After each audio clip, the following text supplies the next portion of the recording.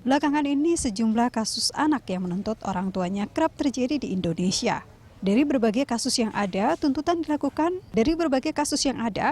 yang dilakukan berkaitan dengan harta maupun hal lainnya.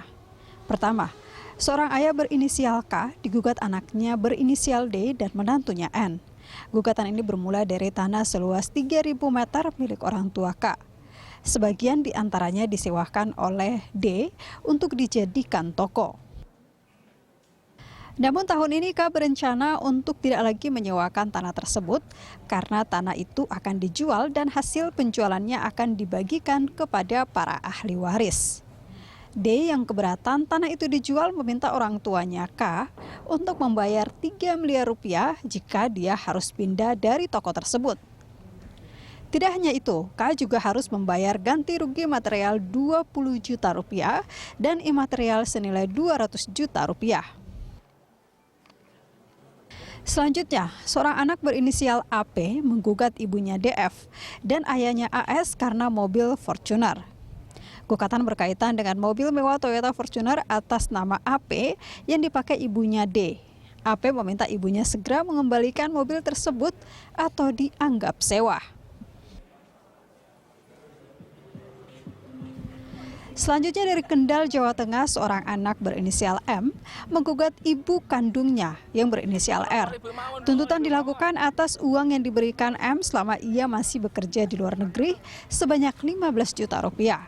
Uang tersebut dituding digunakan ibunya untuk membeli tanah sehingga ia berani menggugat. Namun sang ibu menilai bahwa tanah yang ada tersebut bukan dari hasil uang anaknya, melainkan dari suaminya yang kini telah meninggal dunia. Tim Liputan Berita 1.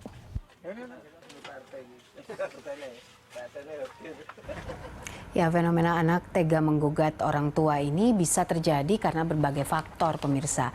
Apa saja faktor-faktor tersebut? Kita akan membahas hal ini bersama dengan Wakil Ketua Komisi 4 DPR RI, Dedi Mulyadi, dan juga Wakil Ketua Lembaga Perlindungan Saksi dan Korban LPSK, sekaligus psikolog UI, Livia Iskandar. Ibu Livia dan Kang Dedi, terima kasih sudah bergabung bersama kami. Apa kabar? Terima kasih. Sama-sama, kabar baik. Alhamdulillah, sehat-sehat terus ya. Ini kita lihat fenomena anak menggugat orang tua, bukan cuma 1-2 kasus begitu. Mungkin saya sebelum minta tanggapannya Kang Dedi, saya ke Ibu Livia dulu untuk mengulas fenomena apa sebenarnya yang menyebabkan banyak sekali anak-anak akhirnya berani untuk menggugat orang tuanya hanya karena material. Ibu Livia, silakan. Baik, terima kasih. Ya, mungkin memang masyarakat kaget ya melihat yang terjadi anak menggugat orang tua, yang terutama yang orang tuanya sudah berusia lanjut. Tetapi mungkin saya ingin juga berbagi pengalaman tentang pekerjaan saya sebagai wakil ketua di Lembaga Perlindungan Saksi dan Korban, bahwa memang banyak orang tua yang menjadi terlapor atas tindak pidana yang dilakukannya pada anaknya. Jadi saya pikir ada tindak pidana, misalnya tindak pidana kekerasan dalam rumah tangga, yang juga termasuk di dalamnya adalah kekerasan seksual yang bisa terjadi pada sang anak gitu. Jadi menurut saya kita jangan cepat terus rame-rame memberi judgement pada menyalahkan anaknya begitu ya Ibu Livia. Tega, tapi karena ada kasus-kasus di mana misalnya kasus incest, kekerasan seksual yang terjadi di dalam yang dilakukan oleh anggota keluarga, itu adalah kasus-kasus yang banyak terjadi di masyarakat, dan LPSK sudah memberi banyak sekali perlindungan terhadap anak yang mengalami kekerasan seksual yang dilakukan oleh anggota keluarganya, begitu. Oke, baik. Kalau dilihat dari kasus yang berkembang saat ini, tadi kan Ibu Livia bilang itu kasusnya kebanyakan incest, tapi yang kita lihat mengemuka saat ini adalah anak menggugat orang tua karena harta warisan. Apakah ini ada pengaruhnya pada pandemi COVID-19 ini, dikarenakan banyak sekali orang-orang yang kehilangan pekerjaan misalnya, kemudian membutuhkan banyak uang, lalu tanpa melihat dia orang tua ataupun hilangnya rasa hormatnya kepada orang tua, akhirnya tega melakukan gugatan kepada orang tuanya. Apakah ini juga menjadi satu fenomena yang menjadi penyebabnya, Ibu Livia? Ya mungkin kita harus melihat secara statistik ya berapa banyak yang terjadi dan sebenarnya faktornya apa saja. Yang saya tahu bahwa kan faktor ini ya soal harta warisan misalnya, tapi itu kan adalah perdata, masalah perdata. Kalau pidana menurut saya spesifik tentang pidana, kalau misalnya penganiayaan misalnya itu dilakukan dan kita bisa melihat juga gitu. Sebenarnya apa sih yang terjadi gitu. Jadi mungkin sebenarnya tidak harus dilaporkan dan masuk ke pengadilan, tetapi apakah sebenarnya ada masalah-masalah di dalam keluarga itu yang perlu misalnya dipanggil seorang psikolog keluarga atau seorang mediator untuk mengatasi konflik-konflik gitu yang ada, yang mungkin bisa diperparah oleh pandemi ini gitu. Pandemi ini kan juga membuat orang tadi yang disampaikan Mbak Popi bahwa kehilangan pekerjaan, kemudian jadi sulit soal penghasilan sehingga menjadi sangat mudah gitu terpicu gitu. Oke, baik. Saya ingin tanggapan dari Kang Deddy sendiri, Kang.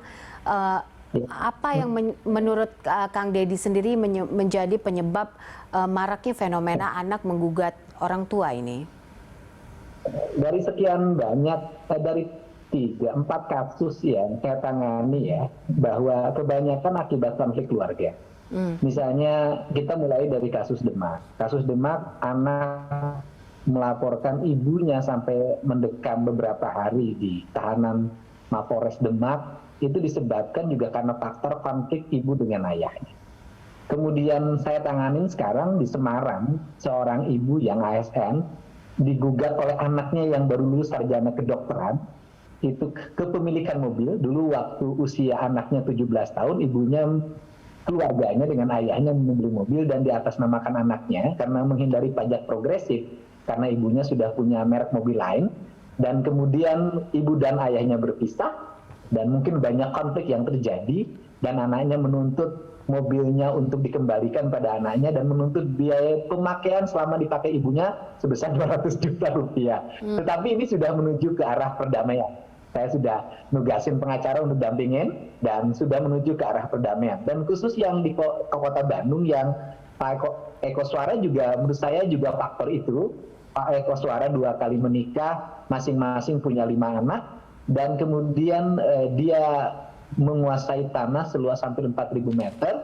Tanah itu warisan dari orang tuanya, dan kemudian juga yang punya hak mewarisi adalah anak dari saudaranya, baik kakaknya maupun adiknya. Dan saudara D ini kemudian ngontrak di situ, dia buka toko, kemudian sewanya sekitar 8 juta per bulan, dan Pak Koswara menjelang usia 85 tahun ini ingin hidup tenang, punya musola, punya mobil untuk mengantarkan dokter dan jalan-jalan, dan ingin menjual seluruh asetnya itu dan disisakan untuk rumahnya dan dibagikan pada anak-anak.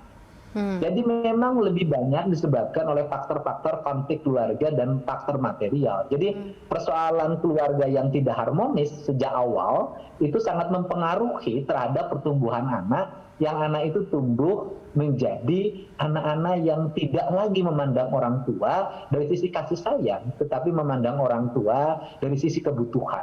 Nah, faktor ini juga misalnya yang di Bandung Pak Koswara ini kan anak keduanya, kuasa hukumnya anak ketiga.